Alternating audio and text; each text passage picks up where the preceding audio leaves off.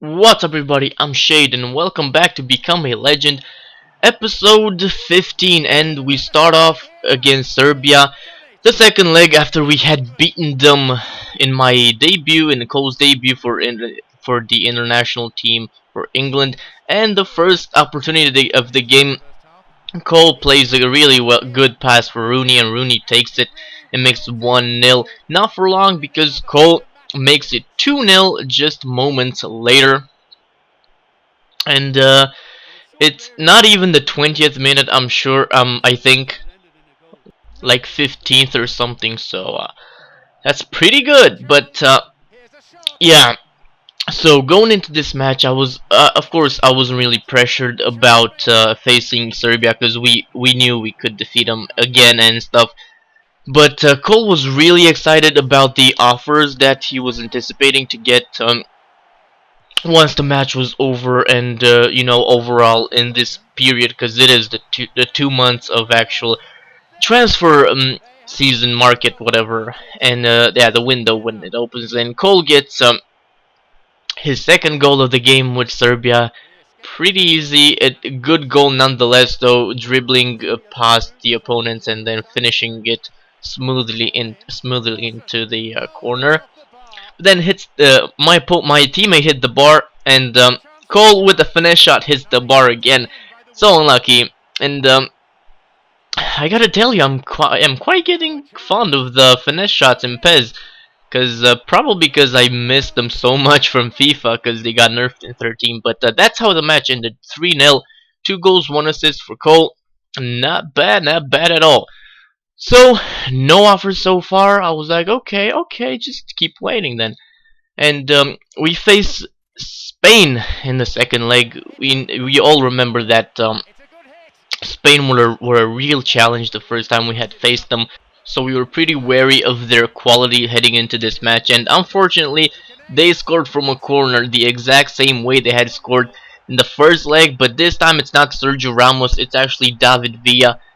And we are trailing 1-0 again, so as you expect, the England players are really disappointed about that, because we had just managed to beat them 2-1 in the first leg, with Cole scoring the first one, and then as he got substituted, Rooney getting the second and making the comeback complete. But we are trailing again, so Cole and the England squad were on their shooting streak and just dominating the game, trying to get at least 1 goal back to not lose, to advance to the International Cup group stages with a clean record. But nothing was able to go in, and Cole, just the pressure kept going to his head, because he just was missing too much. But then he decided, he saw the defenders not actually coming in for a tackle, but more marking of his teammates. So Cole is like, why not? And he goes in and he takes a very powerful shot that Casillas got something on it, but it was so powerful he couldn't stop it from going into his net. And that's Cole's goal, and it's 1-1 again against Spain. And I just included that there, because call me narcissistic, but I like seeing Cole. Anyway, Cole with another shot, but Casillas has that one covered as well. England have managed to just pull a draw out of that one. It's enough. So they are celebrating, because that does mean, it means that they are through to the next round, because even if they have one game left, and with Poland, the second leg with Poland, and they can lose that match. They can even lose it, and it won't affect it. But that's not the mindset that they are going to have going into that match. So yeah, safe safe now. We are through. There you go. My agent just said that we are through to the international group stages. I know last episode I said that this was the group stages. I guess not. It's only the qualifiers thingy. So yeah. So we go into the match with Poland, and last time, even compared to Serbia, Poland was the easiest match we had. So, and of course we had nothing to lose now, so we were pretty much just enjoying ourselves, and that of course includes Cole, who just got a goal again. So, these matches are really good to just bring your morale up and bring the squad's morale up to just play their football and practice new stuff and use that stuff that they learn in actual matches. But cool, not that much later, I told you, finesse shots. They're a beauty in this game. But the only downside, and I say downside for lack of a better word, because well, I'll say what it is then. Okay, so you saw that position with the goal. In FIFA, they would actually use their left foot, even though they would be a right-footed players. And Cole just got a goal again. See, he used his left foot there because he was at a 90-degree angle from the goal. But yeah, so that's kind of the downside, of course, quote-unquote downside to the finesse shots in PES, that they tend to use their stronger foot most of the time. But it does get a really nice curve though, compared to, well, of course, compared to FIFA 13, where they are practically shit. But I can understand that. I know why they got nerfed, because in 12 from FIFA 12 and from FIFA 11 and FIFA 12, every finesse shot from just outside the box would go in. So I'm glad that they're not as overpowered. But Cole lets the ball flow, and we play our team game, and Rooney gets one goal.